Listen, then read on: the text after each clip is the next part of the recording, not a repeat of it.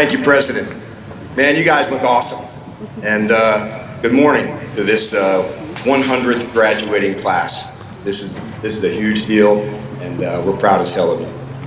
What a privilege it is for the member of the 69th graduating class to be meeting you at this moment, at this intersection where you find yourselves at. I've been thinking a lot about what I wish someone standing here would have told me when I was sitting in the same seats 31 years ago. And honestly, it just keeps coming back to four words. There's four. That I wish somebody would have told me and what I want to pass on to you. But four words would probably be a very short speech. So I hope you can hang with me because I'm going to give you those four words, but it's going to take me a minute to get there. Cool? Yep. I'd like to start here. I know there's a lot of nerves filling up this stadium, and I truly feel them up here. I've become kind of an expert at feeling those nerves, whether it's in a locker room or sitting in Gulls Stadium at a really cool moment like this.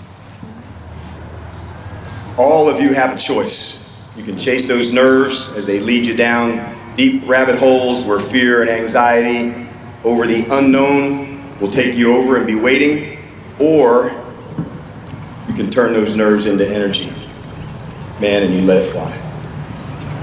Because that is the magic.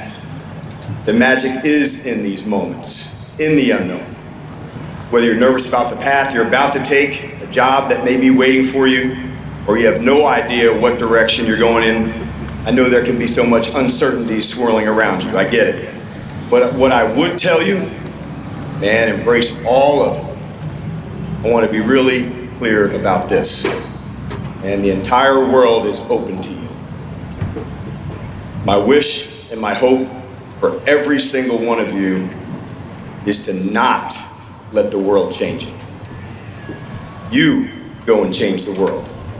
As big as that sounds, it's not. Everyone asking you the same question over and over. I get it. What do you want to do? Man, I hate that question. I'm asking you, and who do you want to be? I can't wait to hear that answer. What you do may change, but who you are, it should not. If you would have told me, the class of '94 DQ, that he'd be a head coach of an NFL team, I said, come on. I'd be excited as hell, don't get it twisted. But trust me, I did not see that coming. You had told him how he got that job. You gotta work, you gotta grind, there's gonna be some determination it will take. Now, that probably wouldn't surprise him at all.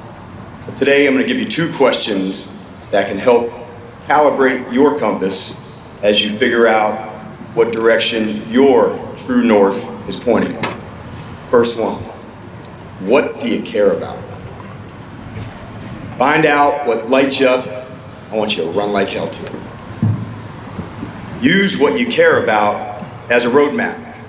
I cared about teaching, making people better. That's what I cared about when I said I wanted to be a coach. Who do you care about? Man, this one is so easy for me. This campus is really meaningful for a lot of different reasons, but it starts and it ends with the day that I met Stacy. She is a true OG, my ride or die always. I want you guys to find your crew, find your people. They may be sitting in the seats beside you. Some are in the crowd cheering you on. Some you haven't even met yet. But trust me, they're out there waiting for you to change their life. And they're waiting also to change yours. When I got the job at the Commanders, I had said, we're not going to be for everybody. People could have viewed that as some kind of insult, and that's not at all.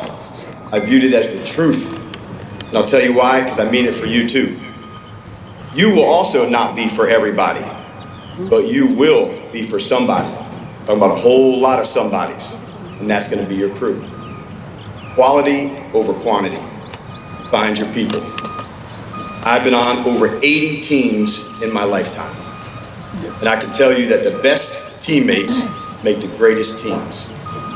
When people believe in you, man, it changes the game.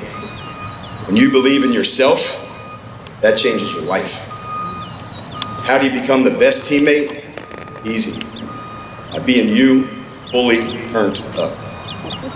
There are so many outside voices that we all hear, myself included. And I'm here to say, make sure your voice is the absolute loudest. How do you talk to yourself? How do you view yourself? Who do you want to be? We want you to find your superpower. Many of you don't even know yours yet, and that's where the fun begins. In the movie version, Spider-Man learned to cast his web. Superman, he learned he could fly. Yours may be more subtle, but I promise you, it's just as powerful. My superpower, I love to develop people and help them find theirs. That's what lights me up. I don't think I fully knew mine when I was sitting where you are. But I do know my story began right here. My experiences at Salisbury helped shape those superpowers. You may not know what you want to do yet, but you can know who you want to be, and that is where your story begins. Along with your superpower, you're going to need resilience. 100% you're going to get your ass kicked some. Some would say, oh no.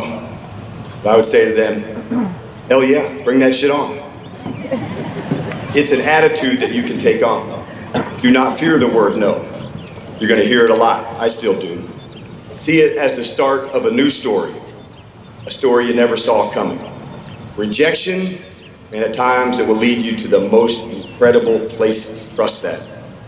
When I graduated here, I applied to 115 Division I football programs for a graduate assistant job. 115.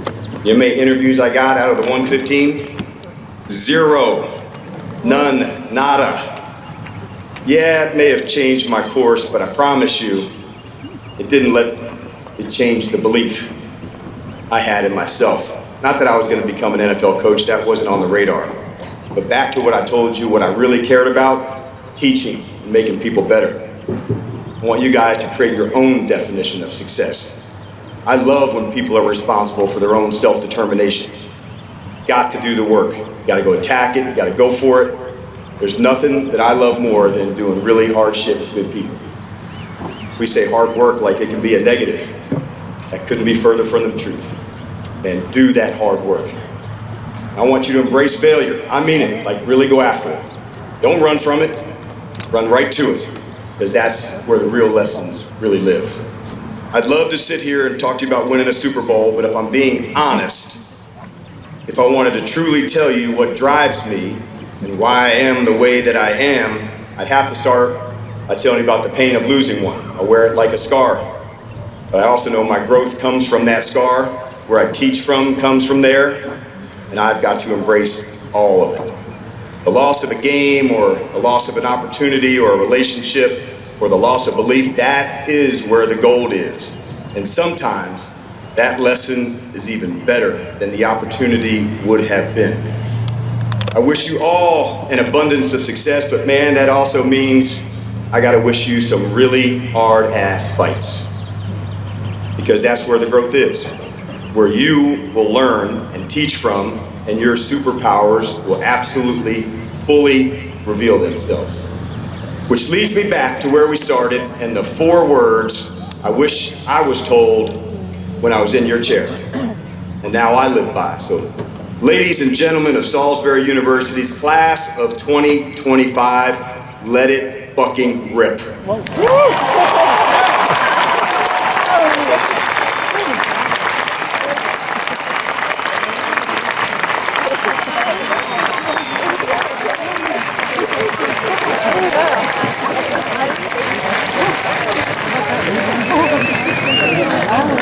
Thank you to Dr. Quinn.